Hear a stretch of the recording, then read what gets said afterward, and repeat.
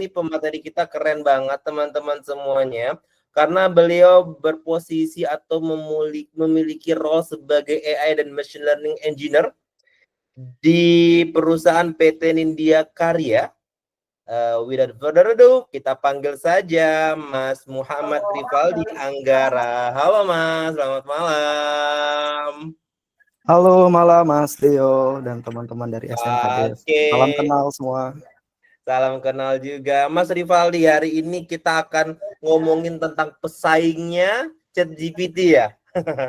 Yes, betul Mas. Yang dimana kalau misalnya banyak bilang kalau misalnya mantan itu bisa menjadi balas dendam yang terkuat ya Mas ya.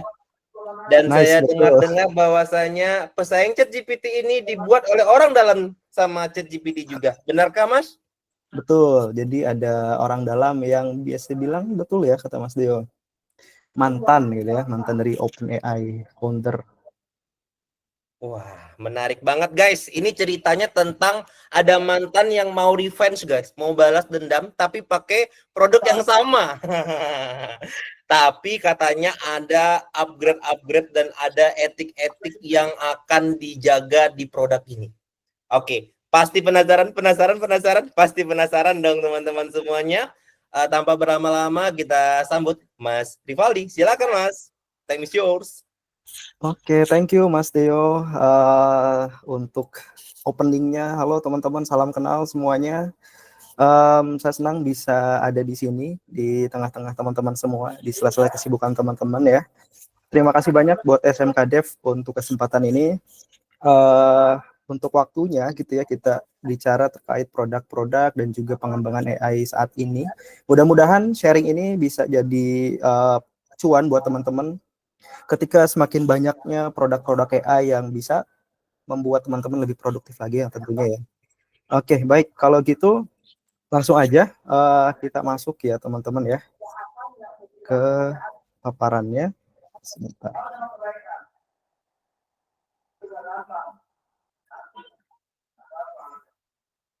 Wait, aku coba atur dulu tampilannya. Oke.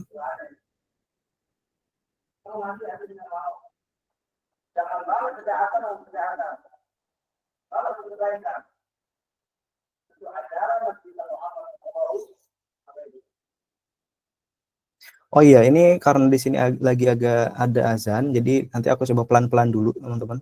Jadi kalau misal ada yang kurang terdengar, boleh langsung diinstruksi aja di chatbox-nya ya.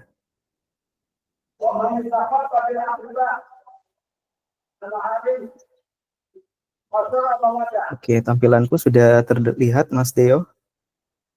Yes, sudah terlihat. Sudah ya, oke.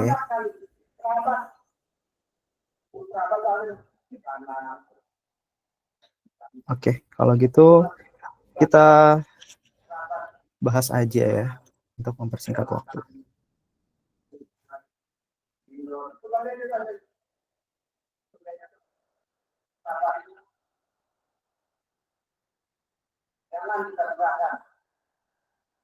Ya, sorry ya, ini aku ada dua layar. Jadi yuk kita langsung di play ya teman-teman ya.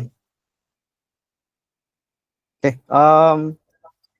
perkenalkan teman-teman, namaku Revaldi. Jadi di sini aku coba explore mengenai pesaingnya dari OpenAI, teman-teman ya. Kita explore mengenai case-case yang ada di Cloud AI. Di sini aku sengaja nggak kasih satu use case spesifik karena secara use case ini bisa banget teman-teman pakai untuk di segala lini ya, itu ya. Kemudian nanti aku juga kasih use case juga biar teman-teman kebayang gimana cara implementasinya, gitu ya. Oke, ya di sini disclaimer teman-teman bahwa di sini kan tema dari SMK Dev ini adalah expert class gitu ya. Bahwa saya nge-share di sini ke teman-teman bukan karena saya pro gitu ya, bukan saya expert. Di sini saya juga masih banyak eksplorasi. Mungkin narasi yang tepat itu kesempatan ini saya bisa share ke teman-teman karena saya mempelajari hal ini lebih dulu, kemudian juga ibaratnya sudah mencoba gitu ya, mengisi waktu untuk mengulik-ngulik di bidang ini. Jadi mudah-mudahan sharing ini bisa teman-teman jadikan patokan juga nih ketika nanti teman-teman mau dev menggunakan produk AI yang mana gitu ya. Perkenalkan teman-teman, aku Revaldi, teman-teman bisa panggil aku Valdi. Saat ini kurang lebih sudah 4 tahun di bidang AI engineering dan juga machine learning, pengolahan data. Dimulai kapan? Dimulai di 2019. Waktu itu aku menjadi ML engineer di LIPI untuk pengembangan produk deep learning. Ini di Bandung. Kemudian sampai saat ini masih terus di industri ini. Saat ini saya bekerja di AI Engineering di PT Nindya Karya Persero, perusahaan salah satu perusahaan konstruksi teman-teman ya. Jadi apa aja sih selama karir ini aku mendevelop aplikasi yang ada di bidang computer vision, machine learning, sama juga NLP ya. Sampai saat ini ke large language model yang bakal kita bahas yaitu di Cloud AI. Nah, teman-teman boleh banget di sini connect ke LinkedIn kalau bisa kita sharing-sharing di sana. Bisa connect di Revaldi Anggara atau Muhammad Revaldi Anggara. Jadi kita bisa connect dan juga saling sharing gitu ya teman-teman ya. Oke. Nah, untuk sharing kita kali ini ya teman-teman ya, aku coba sharing terkait introduction-nya dulu. Nggak akan deep dive ke technical gitu ya. Mungkin nanti aku bakal kasih beberapa case yang agak sedikit teknikal dan juga teman-teman bisa coba mandiri dari sisi skripnya. Tapi aku di sini coba kasih elaborasi terkait use case-nya, terus kapan teman-teman pilih Cloud AI gitu ya. Kemudian nanti aku coba kasih bayangan terkait analisis komparatif, kemudian kemampuan khusus yang dipakai di Cloud AI ini ya teman-teman ya. Jadi kalau teman-teman mau diskusi dan juga selanjutnya silahkan di take notes dan juga di drop di Zoom chatbox kalau ada yang mau ditanyakan gitu ya. Oke, nggak afdol kalau misal kita nggak kenalan dulu, mungkin teman-teman juga udah familiar dengan Cloud AI gitu ya. Cuma di sini aku coba kerucutkan ke arah industri teman-teman ya, bahwa Anthropic ini yang punyanya si modeling Cloud AI, saat ini ada 3 model ya mereka. Ini didirikan di 2021, betul tadi kata Mas Deo bahwa ini adalah mantannya dari OpenAI gitu. Di CEO-nya ini adalah mantan dari researcher-nya OpenAI, dia keluar bikin produk serupa gitu ya untuk memberikan service dan experience yang berbeda dengan OpenAI. Nah, Cloud AI ini cocok untuk beberapa industri teman-teman, khususnya untuk industri yang concern terhadap data privacy ya teman-teman ya. Misal ada healthcare, education, kemudian computer vision image analysis, dan juga marketing. Nanti aku coba eksplorasi ke marketing ya. Dan juga kalau teman-teman pengguna tools, misal kayak Slack, sampai Notion gitu ya, ini mereka disupport oleh modelnya dari Cloud AI. Yang dimana kalau teman-teman sebagai developer, itu bisa diakses lewat AWS Bedrock ya teman-teman ya. Jadi AWS ini sebagai cloud platform yang menyediakan service dari model-model cloud AI. Contoh, misal kalau di Slack ini teman-teman bisa brainstorming dengan tim, bukan hanya dengan tim tapi juga dengan assistance AI gitu ya. Di sini bisa jadikan teman-teman buat reminder, kalender, kemudian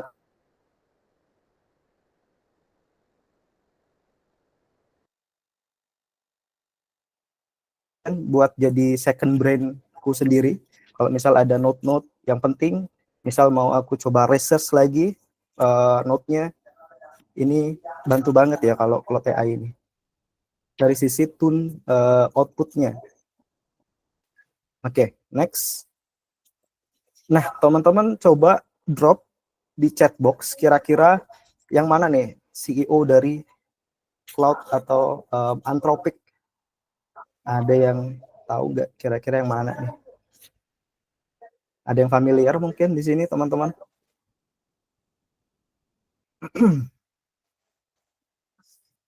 Ada?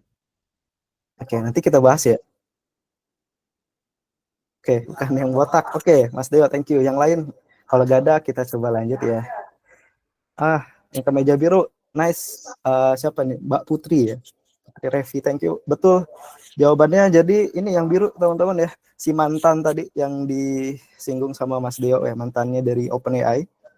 Jadi mereka ini sedang berbicara terkait perkembangan AI yang semakin gila-gilaan. Ya itu, concernnya Cloud AI ini karena tools-tools AI semakin tidak terbendung dan juga nggak terkontrol, mau gak mau harus ada game changer. Ya, Cloud AI ini memprovide service AI yang memang dari secara ethical development mereka concern terhadap data privacy, kemudian bias gitu ya. Jadi ini yang biru namanya sebentar. Oke, namanya adalah Dario Amodel gitu ya. Jadi pembedanya dari OpenAI itu bukan hanya memberikan akurasi dari sisi output ya teman-teman ya. Mereka juga men-state bahwa produk mereka itu safety, kemudian juga memberikan pertimbangan secara etikal gitu ya. Nah, ini disukai kalau misalkan industri yang menggunakannya itu seperti di industri pendidikan, kesehatan gitu ya, kemudian customer service yang memang concern terhadap regulasi atau aturan-aturan negara, teman-teman ya. Kalau teman-teman sudah sering menggunakan misal Gemini, OpenAI, ya ChatGPT gitu ya. Kadang kalau teman-teman nge-prompt sekali kemudian prompt selanjutnya itu bakal berbeda hasilnya. Mungkin teman-teman ada yang pernah nyoba nge-prompt yang sama tapi output yang berbeda gitu ya. Nah, ini yang ditawarkan oleh Cloud AI, teman-teman. Jadi mereka ini concern terhadap hal-hal bias dan juga hal-hal yang mengandung pelanggaran etika terhadap penggunaan data gitu ya. Dan CEO-nya pun juga men-state bahwa si Cloud AI ini mematuhi concern terhadap regulasi negara-negara yang menggunakannya. Jadi misal di Indonesia punya regulasi tertentu, modelnya itu bisa disesuaikan dengan regulasi yang ada gitu ya. Jadi setiap negara itu kan berbeda gitu ya, regulasinya, kemudian bagaimana cara pengembangannya dan lain sebagainya gitu ya. Dan juga ini sifatnya lebih humanis dari provider LLM lain. Bukan hanya di state oleh CEO-nya sendiri, namun juga oleh sisi akademisinya, yaitu dari Stanford Technology Venture, bahwa kalau si Stanford ini dia men-state bahwa Cloud AI ini adalah constitutional AI gitu ya. Nah, apa sih yang disebut constitutional AI? Ya tadi, jadi sebuah service yang digunakan dengan mematuhi aturan hukum yang ada di negara tersebut gitu ya. Ini jadi sangat cocok untuk negara untuk industri yang memang patuh terhadap regulasi. Oke, di sini mungkin bisa jadi pertimbangan buat teman-teman dengan semakin banyaknya provider ya. Jadi sekarang itu pengembangan AI itu bukan membuat model ya teman-teman ya, lebih cenderung ke arah membuat tampilannya aja, wrappernya gitu ya. Modelnya itu provider lain yang menyediakan. Beda halnya dengan machine learning dan deep learning gitu ya, di mana datanya itu diolah oleh engineer yang ada di industri tersebut. Jadi regulasi, kemudian logik, algoritma itu ditentukan oleh engineer-nya. Namun sekarang kita itu menggunakan API yang sudah ada gitu ya, tanpa tahu gimana cara nge-tuning modelnya gitu ya, atau misalkan unique value dari si LLM modelnya. Makanya ini perlu kita tahu juga. Di sini karena bahasannya Cloud AI, di sini aku coba concern ke Cloud AI-nya teman-teman ya. Oke. Ini pandanganku pribadi bahwa Cloud AI dibandingkan dengan yang lain, Cloud AI ini adalah dari searcher teman-teman ya. Karena tadi sudah banyak referensi dari industri akademisi, kemudian CEO juga men-state bahwa AI ini lebih humanis dibandingkan provider lain, bahwa Cloud AI ini adalah dari searcher. Nah, kenapa dari searcher? Karena sebelum mengeluarkan output, LLM modelnya itu melakukan penalaran dulu gitu ya, melakukan apa istilahnya, wordingnya dulu sebelum memberikan output ke user. Jadi nggak ngaco gitu ya hasilnya, nggak kaku gitu. Beda halnya dengan ChatGPT atau Gemini. Kalau ChatGPT ini cenderung kalau untuk industri-industri kreatif ya, di mana dia sudah dibekali juga dengan DALL-E, kemudian juga plugin-plugin yang lain gitu ya, yang bisa membantu kita berekspresi dan memikirkan hal-hal yang out of the box. Nah, ini ChatGPT cocok dibilang dengan the businessman atau the innovator. Jadi kalau misalkan teman-teman punya ide, mau brainstorming dengan AI assistance, nah coba ke ChatGPT, dia lebih cocok untuk memberikan hal-hal yang out of the box gitu. Beda lagi dengan Gemini, Gemini yang punyanya Google gitu ya. Dimana Gemini ini dia disebut the visionary, bahwa waktu perkembangan LLM model ini booming di 2021 akhir gitu ya, mana ChatGPT itu mengeluarkan model 3.5, kemudian Cloud itu kalau nggak salah di Opus ya, yang pertamanya model Opus. Nah, Gemini ini Bard gitu ya, bahwa orang-orang Google yang Google Cloud itu menstate bahwa Gemini ini model pertama yang mengeluarkan multimodal gitu ya. Jadi bisa image, bisa suara, bisa teks gitu ya. Ini provider pertama yang bisa memberikan input multi tipe data gitu ya. Jadi the visionary, dia pencetus hal-hal yang baru gitu ya. Kemudian diikuti ya oleh cloud, oleh ChatGPT dan lain-lain. Jadi ini kalau teman-teman tadi mau menggunakan provider-provider, aku sendiri prefer ke cloud ya kalau implementasi di industri. Sekarang pun aku juga menggunakan cloud untuk di industri saat ini karena memang concern terhadap data ya. Data-data privacy di perusahaan nggak boleh keluar gitu ya, dan juga outputnya perlu dikurasi juga. Oke, unique value-nya yang pertama itu ya tadi content moderation. Contohnya di dunia marketing, kalau kita mau nge-blast email gitu ya ke user, biasanya ya udah template gitu ya. Tapi kalau dengan teman-teman bisa pakai Claude AI, sekarang udah canggih juga ya di Haiku, di yang model Sonnet ya, yang terbaru 3.5, itu isinya itu bisa dikurasi secara otomatis dan juga menyesuaikan dari audiens. Misal aku coba untuk memberikan ke audiens Gen Z, kemudian ke audiens generasi-generasi lain, ini secara otomatis dia bisa mengkurasi isi kontennya gitu ya. Nanti kita coba deep dive ke scriptnya dan juga use case-nya gitu ya untuk content moderation ini. Dan juga ethical messaging, karena tadi setelah di state bahwa banyak yang digunakan untuk hal-hal yang concern terhadap regulasi, contohnya kayak healthcare, kemudian finance yang sangat perlu untuk mengikuti aturan regulasi gitu ya. Ini cocok untuk penggunaan Cloud AI. Dan juga customer trust ini bisa mengcopy gitu ya. Karena kita nggak tahu, misal menggunakan model-model LLM lainnya, siapa tahu datanya di capture dan juga ya bisa menjadi kebocoran data gitu ya.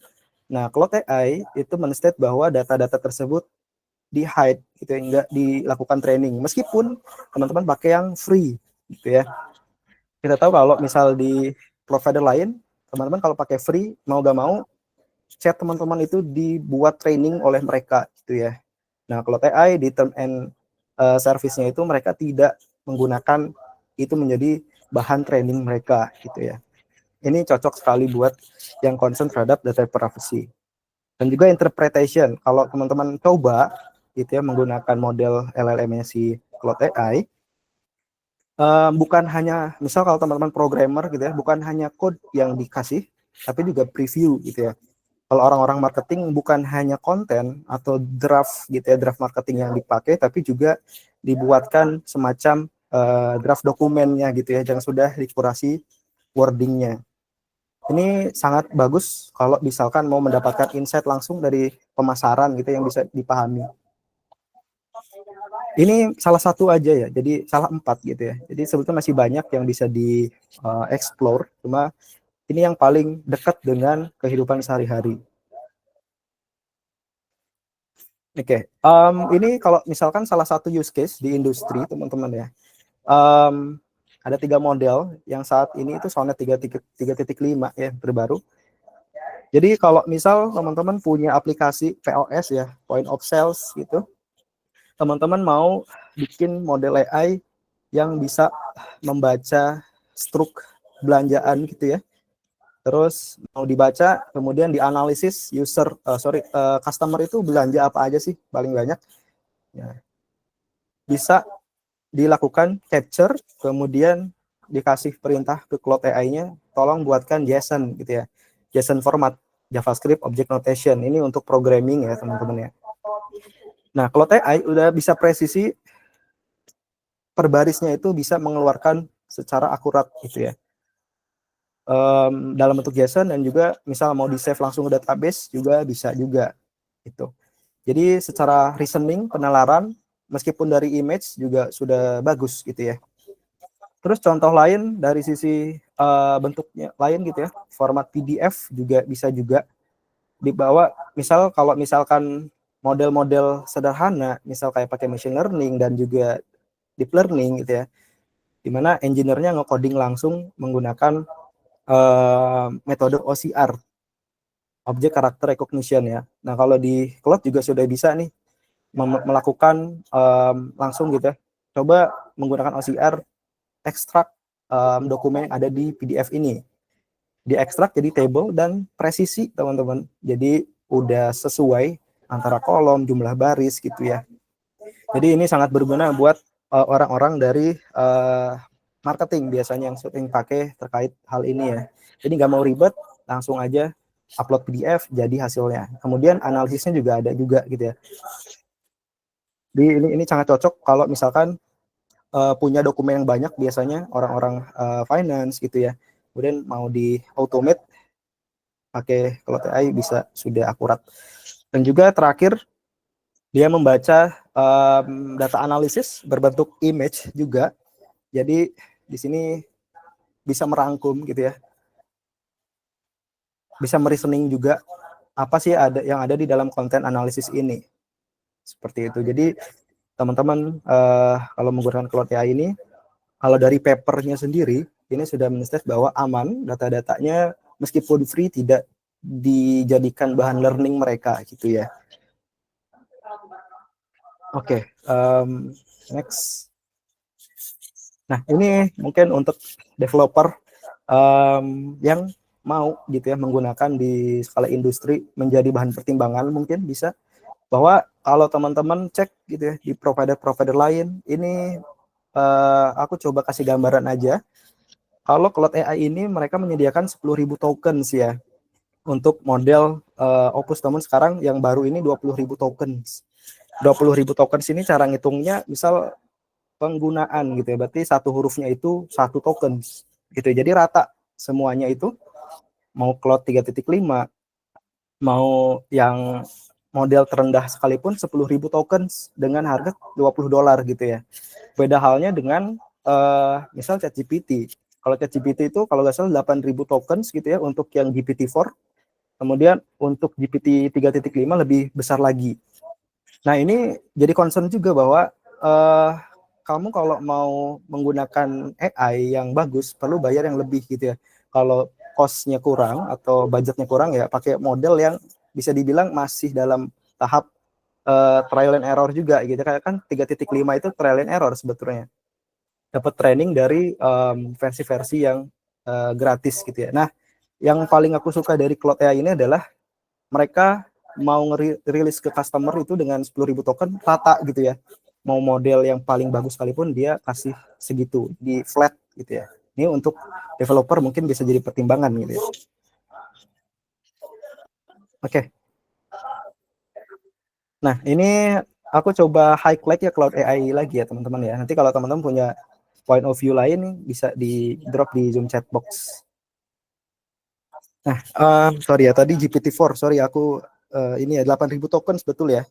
Kalau yang free 7.000 tokens ya. Jadi gitu. Jadi kalau misalkan sebagai developer dan juga mungkin nanti bakal mengembangkan aplikasi yang memang banyaknya itu menggunakan service ini perlu jadi pertimbangan ya teman-teman ya.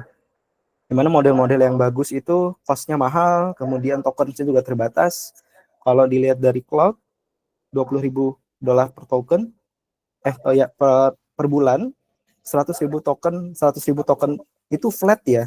Jadi mau model yang level manapun itu flat 100.000 tokens gitu. Cuma memang ya ada keterbatasan gitu ya. Dimana cloud ini cuma beberapa bahasa aja, mungkin sekarang udah menjadi pengembangan ke berbagai jenis bahasa gitu ya. Beda halnya dengan ChatGPT dan Bard yang memang backingannya sangat kuat juga dari sisi finansialnya gitu ya. Ada ChatGPT dari Microsoft, Bard punyanya Google gitu ya. Nah, cloud ini diinvest oleh AWS tadi. Jadi semakin kuat investasi, semakin masif juga perkembangannya. Ini kira-kira dari sisi komparatif analisisnya sebagai developer itu menjadi pertimbangan hal-hal ini biasanya yang jadi pertimbangan gitu ya. Terutama tadi kalau misalkan ada di sektor-sektor industri yang concern terhadap regulasi ya. Ya ini terkait plugin API juga sama juga. Mungkin sekarang hampir sama ya. API-nya bisa dikonsum di mana aja, mau mobile, mau web gitu ya. Cuma yang paling membedakan adalah cloud ini ya tadi lebih lebih humanis ya outputnya ya.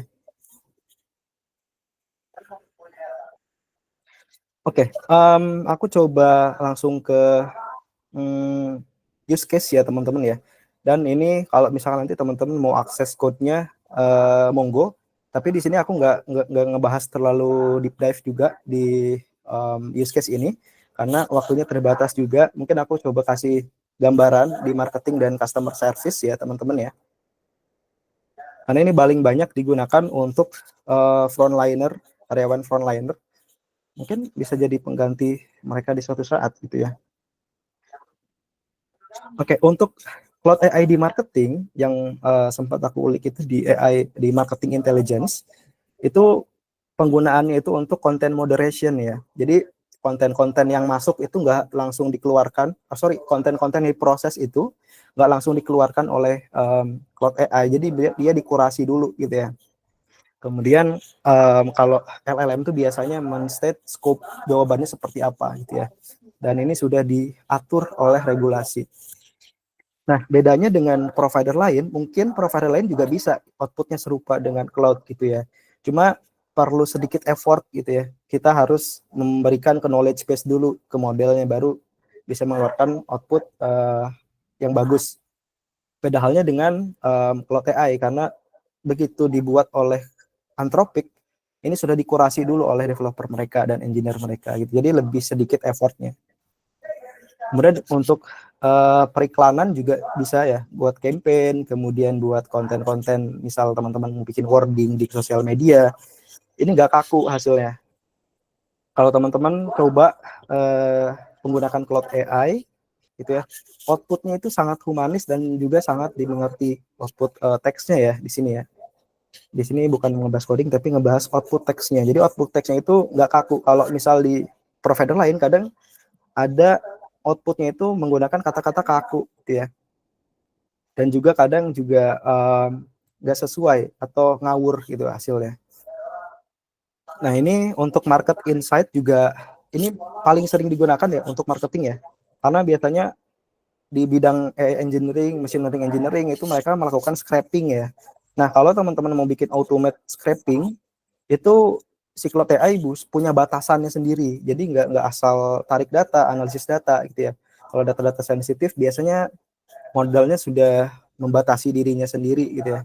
Sudah ada kamus datanya mana yang bisa diolah, mana yang nggak bisa gitu ya. Email marketing dan juga customer engagement. Oke, ini ada Google Colab. Nanti aku coba share. Aku coba satu use case lagi karena nanti digabung skripnya gitu ya. Kemudian untuk customer service atau frontliner gitu ya di industri, sama halnya seperti yang di marketing, ini membuat pesan kita semakin beretika, bukan hanya terkait, biasanya kalau konten-konten email blast gitu kan biasanya asal kirim ya, kalau misal nggak proper gitu ya dari sisi industrinya, ada yang caps lock gede banget gitu ya, objek apa subjeknya. Kemudian kontennya pun juga kadang dari sisi Gmail ya gitu ya, dari sisi misal profile Gmail kadang ke detect sebagai spam gitu ya, sebagai spam. Nah dengan dikurasi sama Cloud AI itu bisa meminimalisir, misal teman-teman punya usaha pengen ngeblas email gitu ke customer, biar teman-teman itu terhindar dari filteran spam dari pihak provider, at least di sini Gmail gitu ya contohnya. Kayak di sini ya selain dikurasi juga tentu bisa memberikan customer trust juga gitu ya, karena customer juga nggak terganggu terhadap blasting konten marketing kita gitu ya. Data interpretation juga tadi setelah teman-teman lihat use case-nya, ada capture image, kemudian dilihat gitu ya hasil outputnya bisa digunakan jadikan JSON, kemudian juga disediakan data interpretasi dalam bentuk table gitu ya. Ini juga memudahkan orang-orang marketing untuk analisis pasar gitu ya dengan mudah. Oke, di sini aku coba share untuk scriptnya. Sebentar.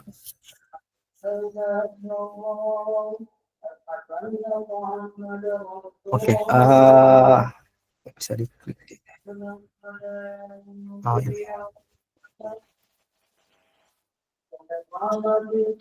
Oke, aku coba share, stop share dulu kali ya. Coba aku ambil dari code-nya.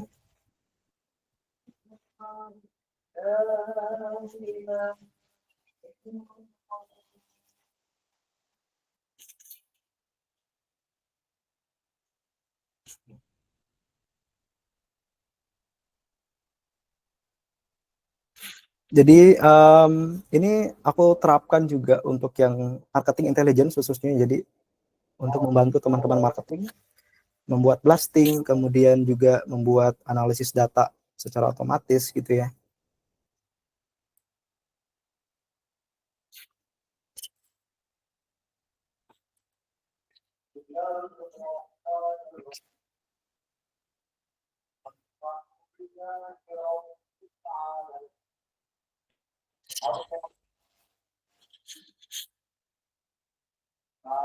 Nah, oke, ini contoh penggunaan Cloud AI di marketing campaign ya untuk teman-teman marketing gitu ya. Kalau misalkan teman-teman penggunaan LLM itu hampir sama ya, mau teman-teman pakai LangChain, yang library yang sangat digunakan untuk open source ya, mau Hugging Face gitu ya, kemudian mau provider apapun hampir mirip penggunaannya, bahwa teman-teman perlu akses key-nya ke provider tersebut gitu ya buat akses model ya. Nah, kemudian di sini kalau misalkan di marketing itu seperti biasa perlu punya channelnya atau provider emailnya ya, dimana beberapa email itu punya standar konfigurasi yang berbeda teman-teman. Ada Gmail, kemudian ada Office 365 biasanya yang digunakan di industri, kemudian ada custom email, biasanya startup ini pakai custom email, kemudian ada yang Yahoo juga, meskipun Yahoo udah jarang terlihat tapi masih ada yang pakai gitu ya. Nah, untuk industri-industri yang menggunakan email-email tersebut bisa teman-teman konfigurasi gitu ya, misal sender emailnya, passwordnya, dan juga lain sebagainya gitu ya. Dimana kalau teman-teman mau akses bisa di Google Colab ini ada dua konten ya. Jadi kalau teman-teman mau ulik lebih dalam, monggo gitu ya. Cuma kalau pakai Cloud AI ada dua opsi ya.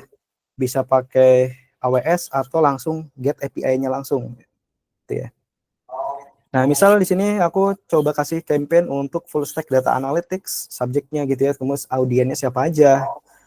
Nah, biasa kalau misalnya mau generate email, mungkin aku fokuskannya ke Cloud AI-nya ya. Kalau ini code biasa aja. Nah, di sini teman-teman yang harus diperhatikan adalah, nah di sini nih, menggunakan nah ini menggunakan kata kunci tertentu ya, karena kalau output LLM itu tergantung dari promptingnya ya, promptingnya seperti apa gitu ya.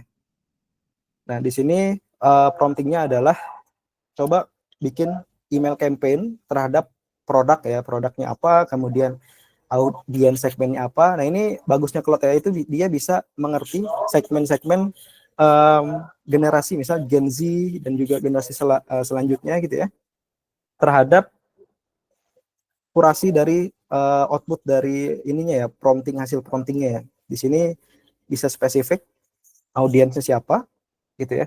Sini aku coba gunakan bahasa gitu ya yang lebih engaging. Dan terakhir ya, di sini kita kasih segmennya Gen Z atau apapun itu teman-teman bisa kurasi di sini. Nah, jadi seperti ini kalau misalkan untuk use case di marketing sederhana gitu ya teman-teman ya, nggak seperti teman-teman membuat model-model deep learning atau machine learning gitu ya. Yang penting adalah teman-teman punya key-nya gitu. Jadi karena dia itu service yang udah public, kalau TA ini ya teman-teman effortnya cukup sedikit gitu ya, tinggal agak berpikir di bagian promptingnya aja gitu. Ini yang marketing untuk blast campaign ya ke email, kemudian ke customer service. Biasanya customer service ini buat mengenali pola ya. Misal tadi Mas Deo tuh kira-kira seperti apa sih ciri khasnya? Apakah dia itu sering online di malam gitu atau di siang? Jadi dia lebih cenderung melihat dulu behavior customer seperti apa baru di blast gitu ya. Oke, misal kalau biasanya kalau customer service itu dalam bentuk chatbot ya, chatbot interaktif biasanya. Nah tadi chat pertama itu yang menentukan atau semakin sering teman-teman melakukan interaksi dengan chatbotnya bakal lebih pinter dan bisa mengenali teman-teman seperti apa karakternya gitu ya. Nah, di sini aku coba kasih nama chatbotnya Sabrina gitu ya. Jadi bisa membantu customer dalam mempertanyakan apapun itu. Di sini juga dikasih query-nya coba gunakan bahasa Indonesia yang mudah dipahami gitu ya. Oke. Ini prompt-nya seperti ini buat memberikan scope of work ke si Cloud AI-nya. Seperti biasa ya, API-nya harus kita generate dulu. Kemudian buat execute-nya karena ini bisa dibilang dari layer backend ya. Jadi nggak ada tampilannya. Jadi kurang lebih seperti ini. Kalau misalkan mau membuat chatbot sederhana di customer service, misal kalau misal teman-teman mau biasanya user itu kalau di customer service menanyakan produk gitu ya atau enggak seperti apa service dari perusahaan yang tersebut dalam hal pengemasan, pengiriman gitu atau mengecek status pengiriman seperti itu. Jadi cukup sederhana sebetulnya kalau implementasi menggunakan semacam Cloud AI, Open AI gitu ya atau Gemini gitu. Jadi cukup seperti ini aja. Beda halnya kalau teman-teman pakai open source ya. Aku sendiri jujur orang yang pengguna open source garis keras ya teman-teman ya. Kayak misal aku pakai Hugging Face, kemudian Unsolved, kemudian ada Olama ya. Karena kita bisa tahu perlu mengkurasi modelnya seperti apa. Kalau ini udah production ready dan juga bisa diimplementasi langsung ke industri, kita tinggal agak mikir di bagian promptingnya gitu ya, dan juga ngasih um, apa pertanyaannya gitu ya. Nah, ini salah satu case-nya teman-teman. Kalau teman-teman ada yang relate dengan pengimplementasiannya, silakan ditanyakan di drop di Google Chatbox ya. Kita lanjut lagi ke paparannya karena memang sedikit lagi akan aku coba bahas lebih dalam keuntungannya sih, lebih ke keuntungan mungkin ya.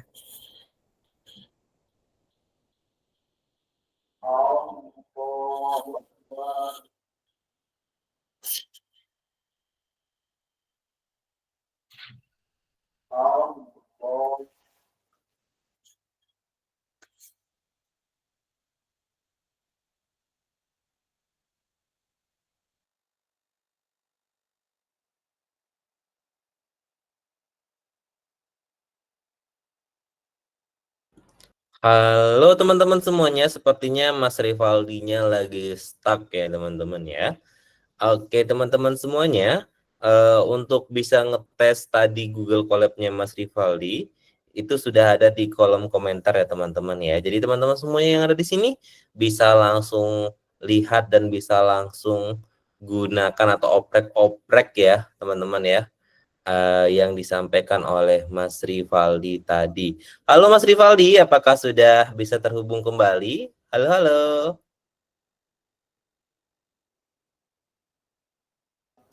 Halo Mas Deo dan teman-teman, sorry Oke. ini internetnya ya agak-agak disconnect. Oke, aku lanjut lagi teman-teman. Maaf banget ya. Coba tampilkan lagi. Thank you Mas Deo untuk handlingnya.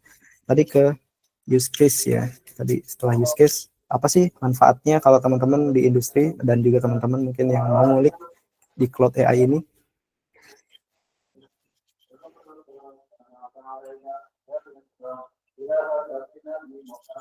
Oke.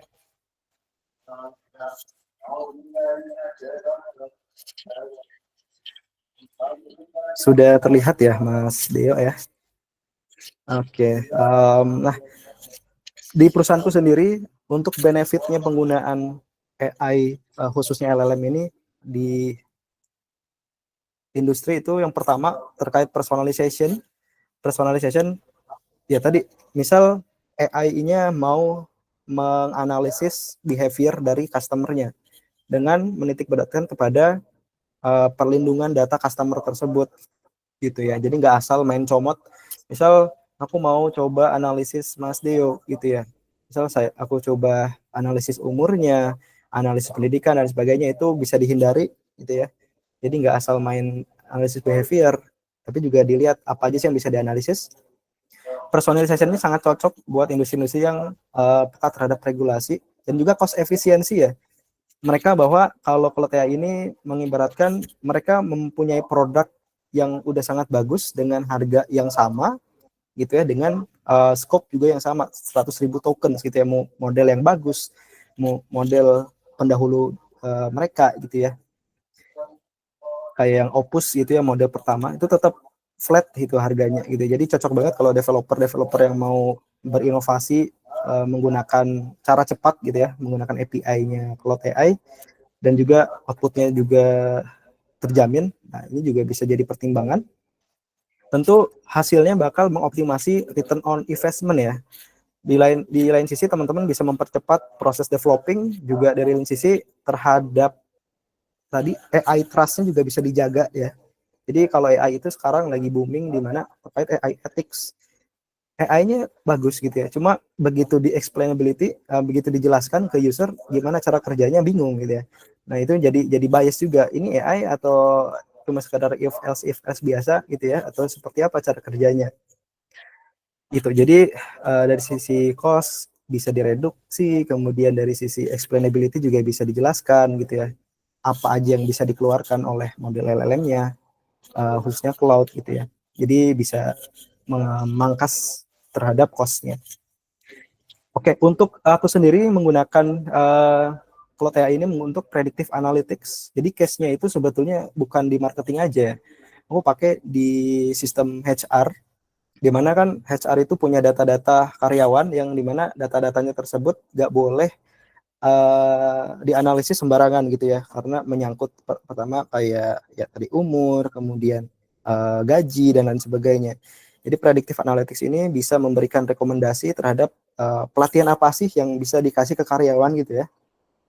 Nah ini bisa dikasih rekomendasi oleh LLM. Jadi kita nggak harus kalau machine learning dulu gitu ya teman-teman ya. Kita harus analisis dulu, cleansing dulu gitu ya. Kalau pakai LLM lebih simple sebetulnya. Tinggal kita kasih data, tolong lakukan cleansing dulu sebelum memberikan rekomendasi. Udah jadi gitu ya. Dan juga kita effortnya lebih sedikit kalau pakai cloud. Kita nggak harus memberikan prompt tambahan seperti tolong jangan akses data ABC gitu ya.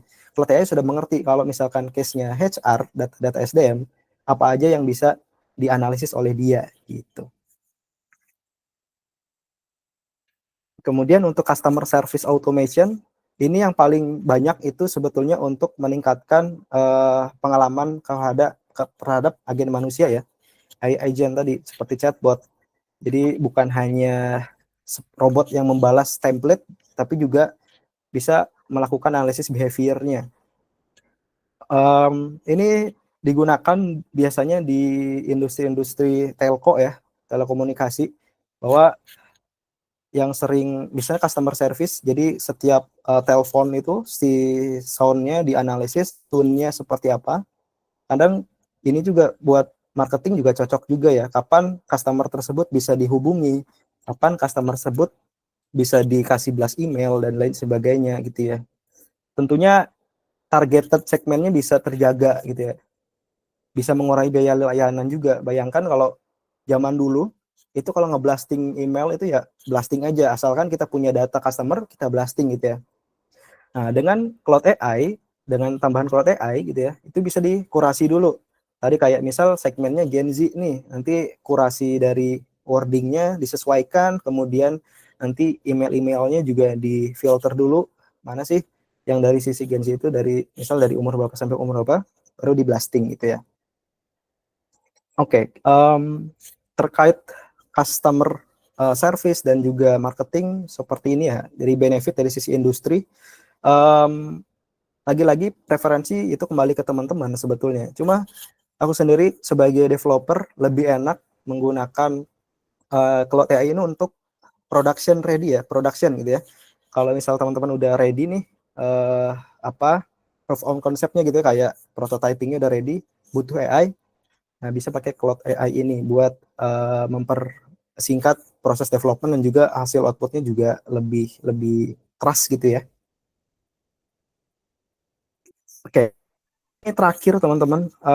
Jadi kalau teman-teman misalkan mau milih gitu ya provider mana yang cocok, itu kembali ke use case teman-teman gitu ya, atau misalkan teman-teman di sini yang masih mahasiswa atau masih sekolah gitu ya, ini bisa dipilih berdasarkan kemampuan ya, budgetnya seperti apa gitu ya, karena budget AI sekarang ini kemungkinan bakal turun semakin banyaknya pesaing-pesaing gitu ya.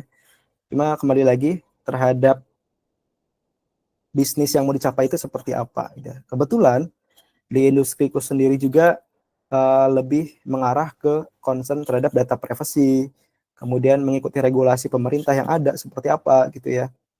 Dan juga ya yang paling penting adalah biar bisa menjaga AI trust-nya tadi. Gitu. Kalau misal ditanya ini ya ini seperti apa sih ngolah datanya, lihat di dokumentasi cloud-nya ini bahwa tidak seperti ini loh itu API-nya. Jadi ini sangat cocok buat B2B ya, solusi B2B. Biasanya B2B kan lebih cenderung sangat menjaga ya terhadap kerahasiaan data gitu ya. Kalau teman-teman untuk end user misal B2C mungkin cocok pakai ChatGPT atau Gemini gitu ya yang lebih out of the box gitu ya untuk hasilnya. Oke, itu aja sih teman-teman. Kalau misalkan ada yang mau ditanyakan, monggo. Jadi tadi beberapa aku sharing ya terkait source code-nya. Kalau mau diulik, monggo. Perlu ada API key, tapi tentunya ya. Dan juga kalau misalkan teman-teman ada use case, boleh kita sharing juga gitu ya. Seperti apa kalau ada concern. Oke, itu aja dariku teman-teman.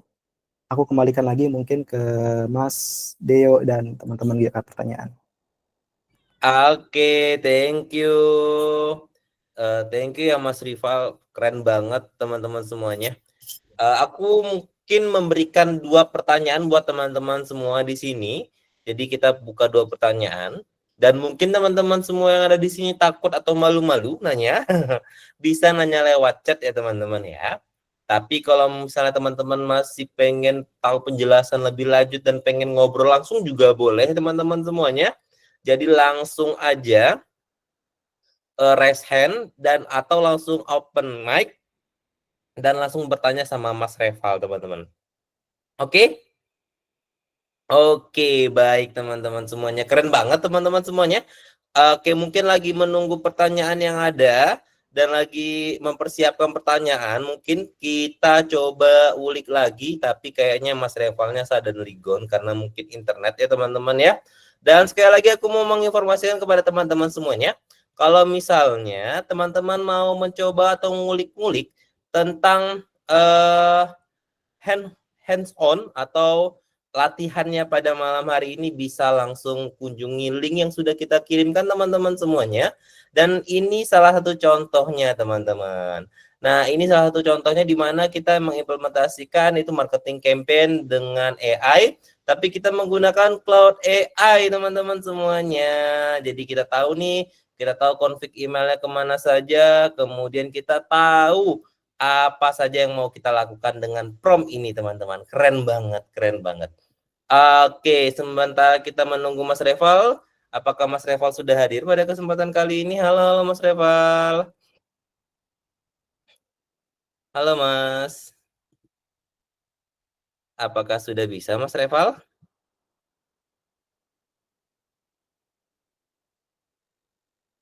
Oke, sudah kembali lagi ya, Ya, teman-teman ya, Mas Reval pada kesempatan kali ini. halo. Oke, halo Mas Reval. Ya, halo Mas. Sorry ya, ini agak disconnect terus. Oke, lanjut Mas. Oke, siap-siap sebentar.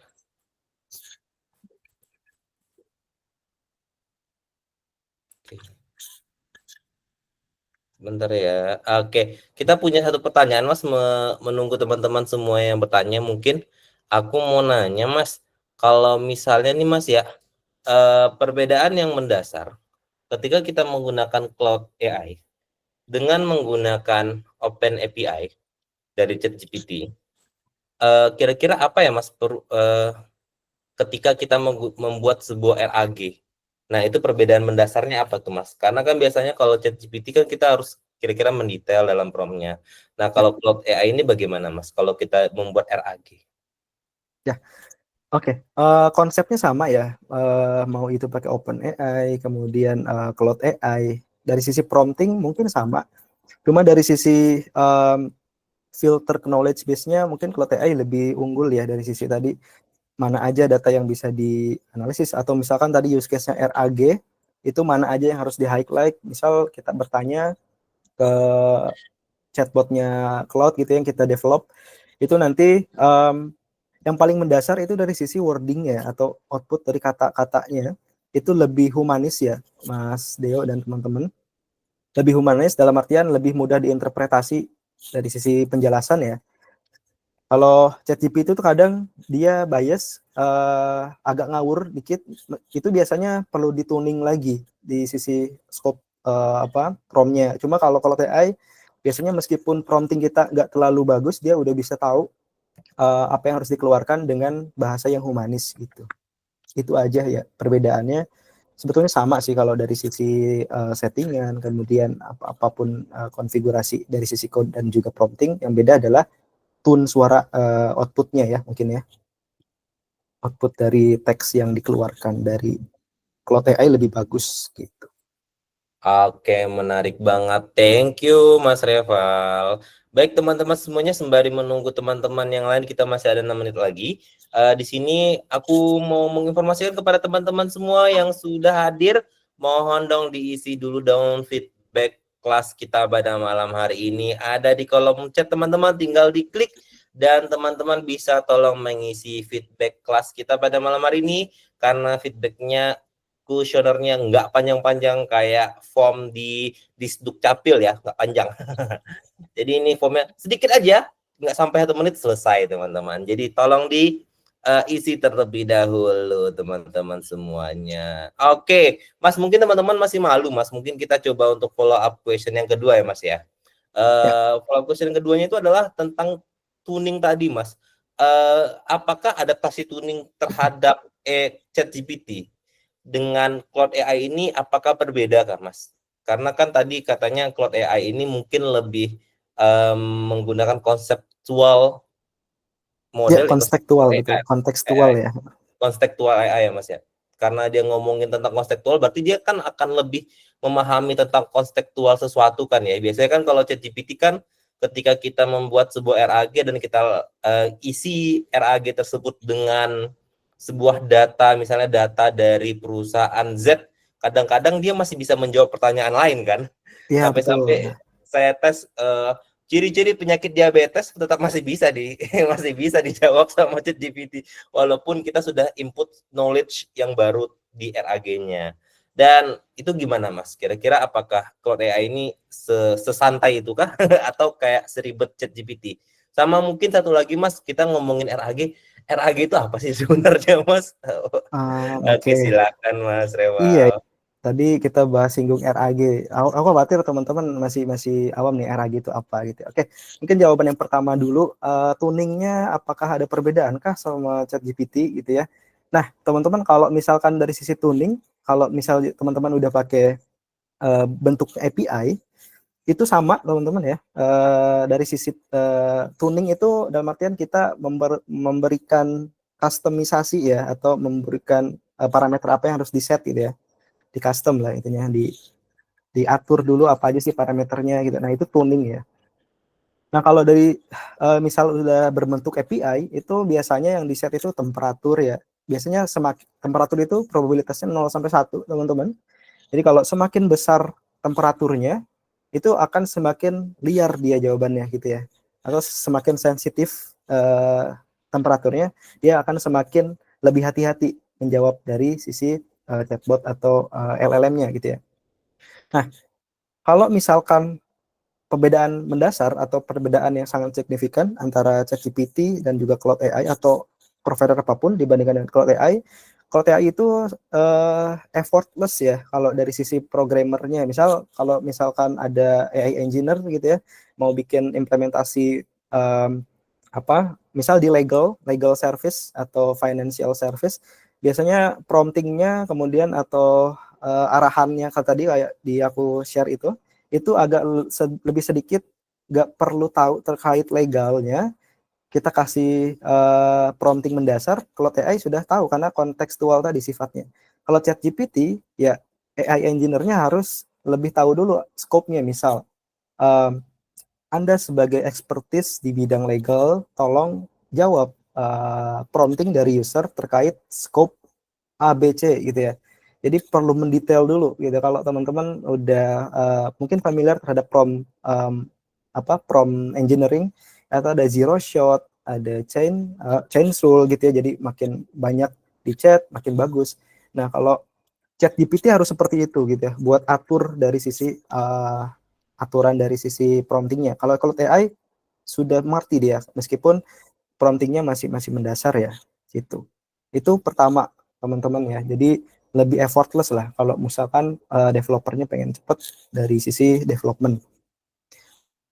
Kemudian juga kalau misal ada audit, lebih enak juga. Ini pakai model apa gitu ya, model kalau AI. Nah, biasanya orang-orang audit oke, karena term and service-nya juga dapat gitu ya, bahwa mengklaim bahwa bukan hanya dari industri, tapi akademisi juga mengklaim bahwa kalau AI lebih humanis dan juga lebih ethical development gitu. Jadi agak lebih mudah lah nanti kalau misal di audit gimana pengimplementasian AI-nya. Itu Mas Deo dan teman-teman. Tadi terus yang kedua RAG gitu. Apa sih RAG itu? RAG itu adalah Retrieval Augmented Generation ya kalau nggak salah ya, RAG. Jadi RAG itu sama aja kayak large language model sebenarnya. Kalau teman-teman nge-prompt misal ke ChatGPT atau ke Claude AI, kasih jawaban gitu ya. Nah, itu kalau misal kasih jawaban doang, itu LLM ya, large language model, atau base-nya adalah NLP, Transformer, Natural Language Processing, jadi text to text. Tapi kalau RAG itu bisa memberikan referensi. Misal teman-teman nge-prompt di Perplexity ya buat riset, misal mahasiswa teman-teman yang masih SMK atau kuliah nyari referensi di Perplexity misal. Nah, Perplexity-nya ngasih referensi di sana gitu ya. Ini jawabannya mendasar dari sumber apa sih gitu ya. Nah, itu disebut RAG. Dia bukan hanya kaku menjawab sesuai dengan konteks yang ada di dokumen atau di sumber resource, tapi juga memberikan meretrieve gitu ya, mengenerate jadi jawabannya lebih lebar dan juga lebih kaya informasi. Misal yang aku sendiri pernah kembangkan untuk RAG sendiri untuk menjadi AI assistant dalam hal prosedur-prosedur internal perusahaan, di mana dokumennya itu sekarang udah beratus-ratus lembar gitu ya. Secara manusiawi, orang yang mau membaca prosedur itu agak malas gitu ya, baca 100 lembar sepenuhnya. Nah, dengan RAG, kita bisa nanya, misal gitu ya, gimana sih cara reset password aplikasi di perusahaan ini gitu ya. Nah, nanti RAG itu ngasih caranya adalah satu, misal buka aplikasi, kemudian forget password. Nah, dari mana sih sumbernya? Dari dokumentasi project di PDF mana? Nah, itu RAG. Jadi ada referensinya juga. Itu lebih bagus sih sebetulnya pakai RAG. Wah, menarik banget nih Mas. Berarti kalau misalnya kan SOP perusahaan banyak ya. Betul. Iya, Jadi kita bisa lihat SOP lewat RAG berarti ya. iya betul. Pakai pakai ada base-nya, knowledge base-nya. Jadi lebih makin menghindari bias ya. Oke, Mas, mungkin ini pertanyaan terakhir. Dan juga mungkin teman-teman pengen tahu juga, Mas. Kan tadi saya juga tertarik nih, Mas Reval itu starting karir job AI and ML itu dari 2019, di mana ketika belum booming-boomingnya tuh tentang AI, machine learning, bahkan Bangkit aja kurikulumnya aja 2020 baru muncul machine learningnya, ya kan? Nah itu gimana sih tiba-tiba turning point-nya tiba-tiba kok bisa jadi AI and machine learning ketika di tahun itu belum rame-ramenya? Karena di tahun itu kan rame-ramenya kalau nggak salah kan Cloud ya, Cloud, Flutter dan lain-lain gitu. Nah itu gimana Mas? Cerita sekaligus mungkin kasih apa ya? Closing statement yang mungkin bisa teman-teman di sini yang pengen mengembangkan karir takut tentang AI dan machine learning, yang dimana kan kalau dilihat di LinkedIn tidak ada tuh AI dan machine learning kan Mas ya. Job Iya, betul. opportunity-nya kan banyak banget nggak ada, tapi ternyata banyak di luar sana Mas. Nah itu gimana Mas? Mungkin pertama tadi ceritanya kok bisa dari tahun 2019 jadi AI dan machine learning engineer. Yang kedua mungkin closing statement di mana bagaimana dan tips and trick untuk bisa menjadi AI dan machine learning di saat ini Mas. Silakan Mas Fewal. Oke, turning point dari aku sendiri ya sebagai engineer sampai sekarang gitu ya. Jadi awal mulai itu sebetulnya aku nggak langsung turun ke machine learning-nya, sebetulnya aku ke developernya, sebenarnya developer dari mobile ya, mobile yang memang embed gitu ya, embed sistem deep learning waktu itu computer vision. Keterusan bahwa karena agak susah waktu itu kan modelnya di develop sama Python ya. Kemudian aku sendiri sebagai mobile itu pakai Java waktu itu. Mau gak mau, aku harus bongkar back end dari Python-nya gitu ya, biar bisa dikonversi. Karena waktu itu belum ada yang namanya TensorFlow Lite tuh. Karena kan sekarang itu di mobile, di Flutter atau dimanapun ada TensorFlow Lite gitu ya. Dulu itu nggak ada, belum ada gitu ya. Masih TensorFlow tok gitu ya, gede banget gitu kan. Belum aku coba konversi, ternyata lebih enak ngulik back end si machine learning-nya nih gitu ya. Gitu. Jadi ya awal mula mobile gitu ya, Android, kemudian ditugaskan buat juga ngulik model machine learning-nya karena model deep learning waktu itu, karena memang agak susah kalau misalkan nggak sama processing dari training model, kemudian pas di mobile-nya kan harus sama juga, misal diubah ke grayscale atau di proses processing datanya harus sama itu pada saat training model gitu.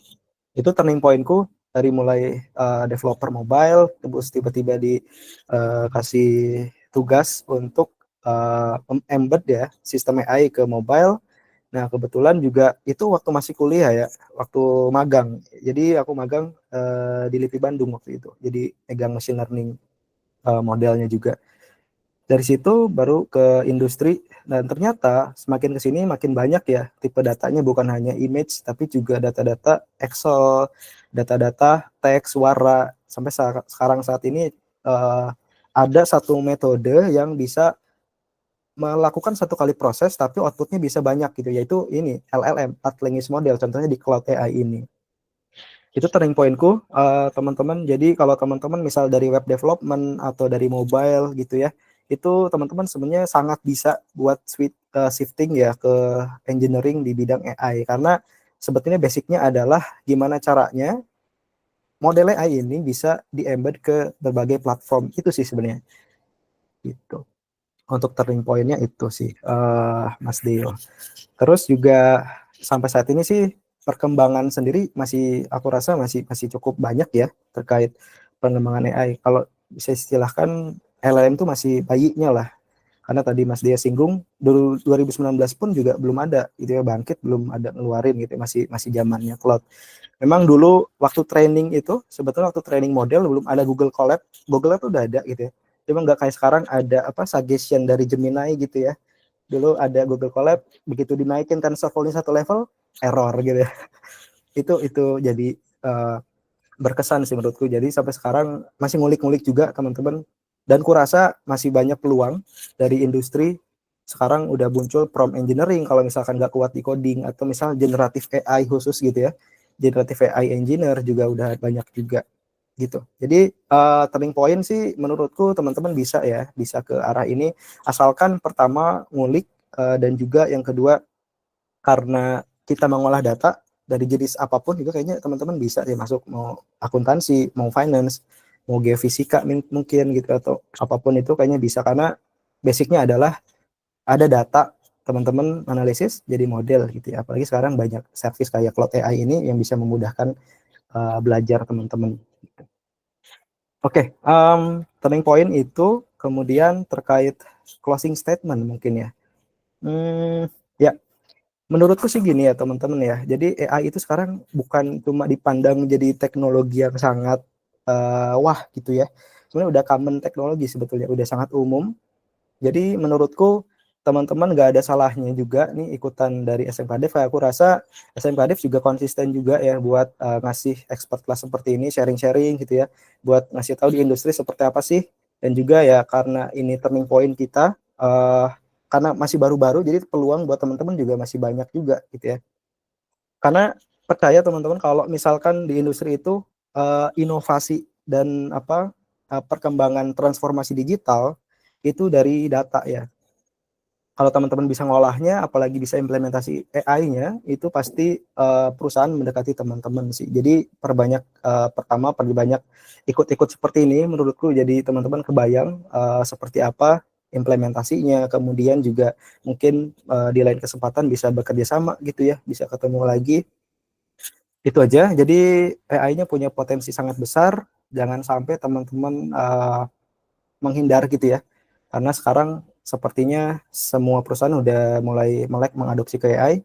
Setidaknya teman-teman tahu gimana cara pakainya buat produktivitas. Karena kan sekarang bukan hanya cloud AI dan lain sebagainya. Sekarang tools udah pasti suggest by AI gitu. Jadi ada tools buat mencet klik tombol AI-nya.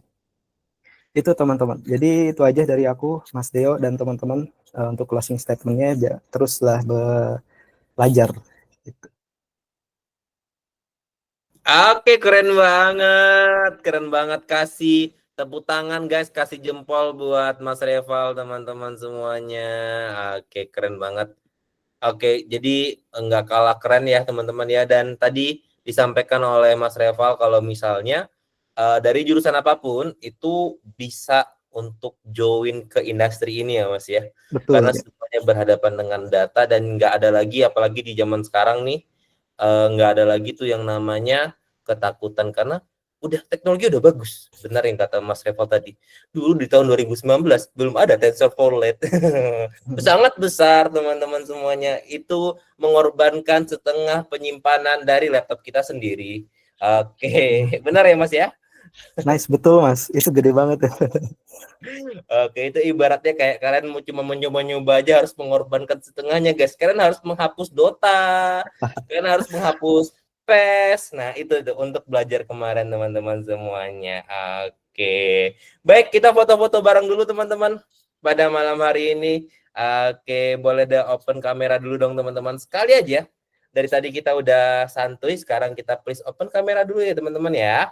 Oke, kita hitung dulu teman-teman. Oke, kita hitung dulu ya. 1, 2, 3. Oke, hitung sekali lagi. 1, 2, 3. Oke, keren. Thank you banget teman-teman yang udah ngajak teman-teman yang lain untuk nonton bareng sama kita di sini. Boleh banget. Thank you Winnie, thank you Richie yang udah nonton bareng bersama dengan Mas Reval. Keren banget. Oke, thank you sekali lagi. Kasih tepuk tangan yang meriah buat Mas Reval teman-teman semuanya.